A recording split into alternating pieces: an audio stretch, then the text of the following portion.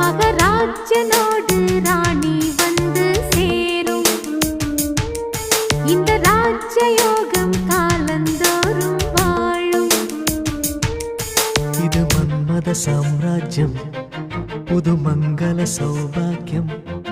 ஒரு போதும் குறையாது, தினம் கூடும் கூடும் ஆனந்தம்.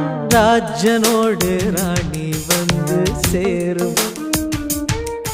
இந்த ராஜயோகம் காலம் தோறும் வாழும்.